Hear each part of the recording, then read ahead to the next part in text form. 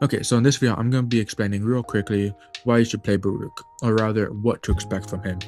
So Baruuk is a very easy frame, but he's incredibly passive. If you're more of a run and gun, flashy nuker build kind of frame, this is not for you at all. It's the exact opposite, in fact. So the main thing you'll do at the start of every mission is you'll cast your first ability to stand still for a little bit. You can't take damage while this ability is active, and your strength meter will slowly lower. You want that all the way down.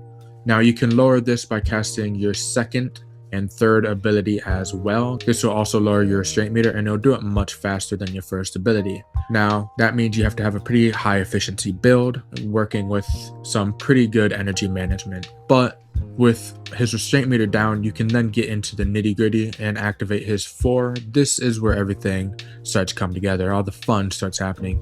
You can just hold down your melee button, whatever one that is for you, B, E, whatever one, and you'll start killing pretty much every single enemy within your path. Now, the only problem here is that now that you are moving, your first ability no longer works, so you start taking damage. Make sure you deactivate it then, so you can save on that energy.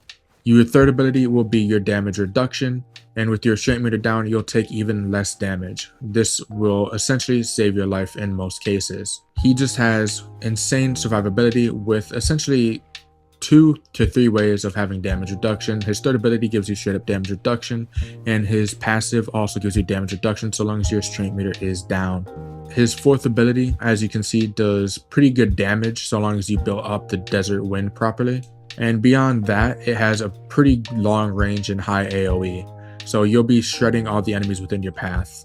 It's not necessarily a nuke, but you can room clear within a few seconds with ease. The only problem is that the build up to it requires more than other nuking frames, which is why a lot of people don't actually end up playing him.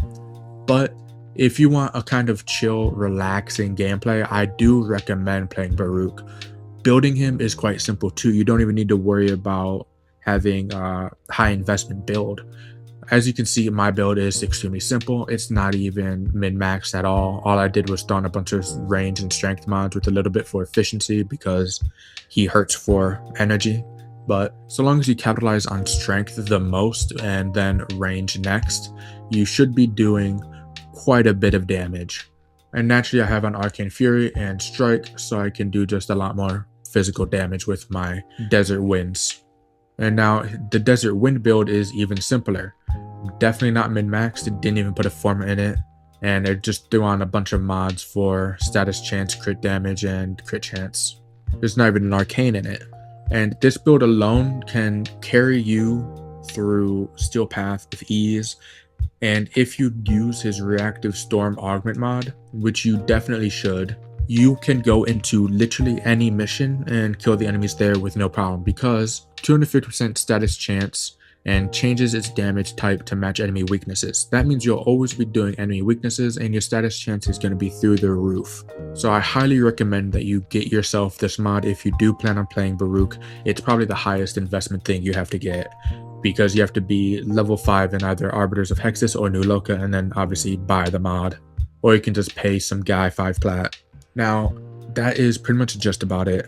The only thing you should expect from him is kind of nice, slow gameplay.